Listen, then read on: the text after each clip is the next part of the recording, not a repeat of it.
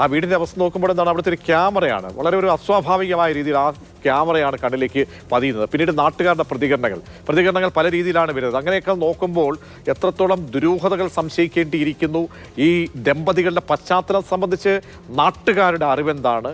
ഈ ക്യാമറ നോക്കുക, ആ ക്യാമറയാണ് വീണ്ടും നമ്മൾ ഫോക്കസ് ചെയ്യുന്നത്. ആ ക്യാമറ അവിടെ വെച്ചിരിക്കുകയാണ്. ആ വീട്ടിൽ എന്തിനു വേണ്ടിയാണ് ഈ ക്യാമറ വെക്കുന്നത്? അങ്ങേയറ്റത്തെ ശോചനീയാവസ്ഥയിലുള്ള ഒരു വീടാണ്. ആ വീട്ടിൽ എന്തിനാണ് ഇങ്ങനെ വെക്കുന്നത്? അത് നേരത്തെ പറഞ്ഞതുപോലെ തന്നെ അവിടേക്ക് ആളിലൊക്കെ വരുന്നുണ്ട്. അപ്പോൾ അവരുടെയൊക്കെ ദൃശ്യങ്ങൾ പകർത്താനാണോ, കിടപ്പുമുറിയിലെ ദൃശ്യങ്ങൾ പകർത്താനാണോ? ഇങ്ങനെയൊക്കെയുള്ള കാര്യങ്ങളിൽ എന്ത് വ്യക്തത ആ നാട്ടിൽ നിന്നും അബിലാൽ പങ്കുവയ്ക്കാനുണ്ട്? കോയിപ്പുറം ഗ്രാമപഞ്ചായത്ത് പരിധിയിലാണ് ഈ വീട് ഉള്ളത്. 2 ദിവസങ്ങളിലായിട്ടാണ് സംഭവങ്ങൾ ഉണ്ടാകുന്നത്. ആദ്യ സംഭവം 1-ാം തീയതി, ഈ മാസം 1-ാം തീയതി ഉച്ചയ്ക്ക് 12:30 ആക്രമിക്കപ്പെടുന്നത് കാവാല സ്വദേശിയായ 19-കാരനാണ്. രണ്ടാമത്തെ സംഭവം തിരുവോണനാൾ വൈകുന്നേരം 5 മണിയോടുകൂടിയാണ് ആക്രമിക്കപ്പെടുന്നത്. അല്ലെങ്കിൽ പരാതിക്കാരനായി വരുന്നത് റാന്നി സ്വദേശിയായ 30-കാരനാണ്. ഈ 2 യുവാക്കളും തമ്മിൽ അടുത്ത ബന്ധുക്കളാണ്. മാത്രമല്ല ഇരുവർക്കും രശ്മിയുമായി സൗഹൃദമുണ്ടായിരുന്നു. മാത്രമല്ല ജയേഷ് മുൻപ് ബാംഗ്ലൂരുവിൽ ജോലി ചെയ്ത വേളയിൽ ഈ യുവാക്കൾ ഇരുവരും അവരുടെ അദ്ദേഹത്തിൻ്റെ സഹപ്രവർത്തകരായി പ്രവർത്തിച്ചു വന്ന ആളാണ്. ഈ ദൃശ്യങ്ങളിൽ കാണുന്നതാണ് ഇവർ താമസിച്ചു വന്ന വീട്. 2 കുട്ടികൾക്കൊപ്പം പ്രതികളായിട്ടുള്ള ഇരുവരും താമസിച്ചു വന്നത് ഈ വീട്ടിലാണ്. മുൻപ് അതായത് ദീർഘകാലമായി ഇവർ ഇവിടെ തന്നെയായിരുന്നു താമസിച്ചു വന്നത്. 2 മുറികളും ഒരു അടുക്കളയുമാണ് ഈ വീടിനുള്ളത്. വളരെ ചെറിയ വീടാണ്. 2 കട്ടിലുകളുള്ള ഒരു ബെഡ്റൂം, പിന്നീട് ഒരു സ്റ്റോർ മുറി, പിന്നെ ഉള്ളത് അത്ര സുരക്ഷിതമല്ലാത്ത ഒരു അടുക്കളയുടെ ഭാഗങ്ങൾ. ഈ വീട്ടിലാണ് അതിക്രൂരമായ സംഭവം ഉണ്ടായത്. ഇതിൻ്റെ പരിപൂർണമായ ദൃശ്യങ്ങൾ മൊബൈൽ ഫോണിൽ സൂക്ഷിച്ചിട്ടുണ്ട്. അതുതന്നെയാണ് സംഭവത്തിൻ്റെ ഭീകരത പോലീസിനും ബോധ്യപ്പെടുത്തി കൊടുത്തത്. ചുരുക്കത്തിൽ ഈ 2 പേർ ഇവിടെ ദീർഘകാലമായി താമസിച്ചു വരുന്നു എങ്കിൽ പോലും ഇരുവർക്കും പ്രദേശവാസികൾ ഏറ്റവും അടുത്ത വീട്ടുകാരുമായി പോലും കാര്യമായ അടുപ്പം ഉണ്ടായിരുന്നില്ല. ഇവരുടെ നീക്കങ്ങൾ എങ്ങനെയായത്, ഇവരെന്ത് ജോലിയാണ് ചെയ്തു വന്നതെന്ന് അടക്കമുള്ള കാര്യങ്ങൾ സംബന്ധിച്ച് ആർക്കും വിവരമില്ലായിരുന്നു. പ്രധാന വഴി വീട്ടിലേക്കുള്ളത് കറങ്ങി വരുന്ന ഭാഗത്തുകൂടിയാണ് എന്നതിനാൽ പലപ്പോഴും റബ്ബർ തോട്ടത്തിലൂടെ ഇവർ കടന്നു പോകുന്നു. അതായിരുന്നു ഇവരുടെ ഒരു പൊതുവായ ജീവിതക്രമത്തിൻ്റെ ഭാഗമായി വരുന്നത്. കുട്ടികൾ 2 പേരും സ്കൂളിൽ പഠിക്കുന്നു. അതേസമയം തന്നെ ഈ ജയേഷിൻ്റെ മാതാവ് മുൻപ് ആഭിചാര ക്രിയകളിലൊക്കെ തന്നെ ഏർപ്പെട്ടിരുന്ന ആളാണ് എന്നുള്ള ചില സൂചനകൾ സമീപവാസികൾ നൽകിയിരുന്നു.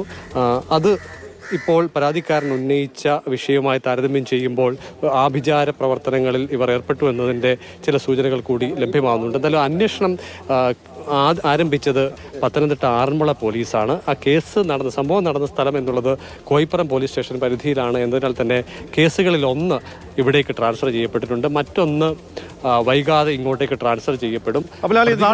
കാലാവധി വൈകുന്നേരം പ്രതികരണങ്ങൾ തേടിയപ്പോൾ നമ്മൾ കേട്ടപ്പോൾ അവർ പറയുന്നത് ഒരുപക്ഷെ സാധാരണ ഗ്രാമങ്ങളിലൊക്കെ ആണെങ്കിൽ നമ്മൾ ഇപ്പുറത്തേക്കുള്ള ആളുകളിൽ ഇങ്ങനെ വന്നു പോവുകയൊക്കെ ചെയ്യുമ്പോൾ നമുക്ക് അറിയാൻ കഴിയും. പക്ഷേ ഇത് അവർക്ക് അങ്ങനെ ഒരു സംശയം ഇല്ലായിരുന്നു എന്നാണോ അവർ പറയുന്നത്? ഈ വീടിൻ്റെ സ്വഭാവം, പരിസരത്തെ സ്വഭാവം, ഈ ദമ്പതികളുടെ സ്വഭാവം, അവരുമായിട്ട് നാട്ടുകാർ ഇടപെടാറുണ്ടായിരുന്നോ? ഈ 2 കുട്ടികളുള്ള വീടാണ്.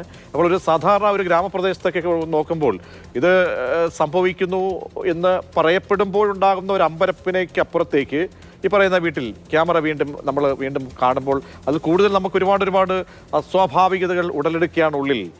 നാട്ടുകാർ എന്താണ് അവർക്കിത് പറയാനുള്ള ഒരു രത്നച്ചുരുക്കം എന്താണ് ആളുകളുടെ പൊതുവെയുള്ള സംസാരത്തിൽ നിന്ന് നമുക്ക് മനസ്സിലാക്കുമ്പോൾ? പ്രദേശവാസികൾ ഈ വിവരം പലരും അറിയുന്നത്, അതായത് 2 ദിവസം മുൻപ് പോലീസ് എത്തി ഇവരെയും കൂട്ടിക്കൊണ്ടുപോയി. അതിൻ്റെ സത്യാവസ്ഥ എന്താണ് എന്ന് സംബന്ധിച്ച് പ്രദേശവാസികൾക്ക് ആർക്കും ഇൻഫർമേഷൻ ഉണ്ടായിരുന്നില്ല. അതേസമയം ഇന്ന് രാവിലെ 8:30 ടെലിവിഷൻ ചാനലുകളിൽ വാർത്ത വന്നതോടെയാണ് പലരും ഈ സംഭവത്തിൻ്റെ ഗൗരവം പിടികിട്ടുന്നത്. നിങ്ങൾക്ക് എങ്ങനെ ജയേഷിനെയൊക്കെ നേരെ അറിയാമായിരുന്നു? നേരത്തെ ഇല്ലായിരുന്നു. അറിയാം പക്ഷേ നമുക്കത് അവൻ്റെ ആ ഒരു രീതിയിൽ നമുക്കത് ഉൾക്കൊള്ളാൻ പറ്റത്തില്ല. കേട്ടത് അവിശ്വസനീയമാണെന്നാണോ? അത്രേ ഉള്ളൂ. എന്തുകൊണ്ടാണ് അങ്ങനെ പറയാൻ കാര്യം? നമ്മളുമായിട്ടൊന്നും സംസാരിക്കാനോ എടുക്കാനോ നമ്മളുമായിട്ടൊരു ഇല്ല. ഇവിടെ എന്ത് ജോലിയാണ് അദ്ദേഹം ചെയ്തിരുന്നത്? അതിനെക്കുറിച്ച് അറിയാമോ? എനിക്കറിയത്തില്ല. അവനെ അറിയാമെന്നുള്ളതേ ഉള്ളൂ. ഈ വീടുമായിട്ട് ഒരു ബന്ധവും സഹകരണമില്ല. ആരോടും ഒരു ബന്ധവും സഹകരണമൊന്നുമില്ല. അവൻ നേരത്തെ JCB കിറ്റാ ചെയ്തുകൊണ്ട് ഓടുകയായിരുന്നു. നമ്മുടെ ഈ പരിസരത്ത് ആരുമായിട്ടും ഒരു ബന്ധവുമില്ല. ഒന്നുമില്ല. ഈ വാർത്തയൊക്കെ അറിഞ്ഞപ്പം നാട്ടുകാരെന്നുള്ള രീതിയിൽ ഇന്നലെ കൊണ്ടാണ് ഈ ആൾക്കാരെല്ലാം ഇത്രയും കൂടിയത്. ഇന്നലെ കൊണ്ടാണ് ഞാൻ എല്ലാ നാട്ടുകാരും അറിഞ്ഞതും ഇന്നലെ കൊണ്ടാണ് അറിഞ്ഞത്. ആരുമായിട്ടൊരു സഹകരണമൊന്നുമില്ല. അങ്ങനെ ഇവിടുത്തെ ആരുമായിട്ട്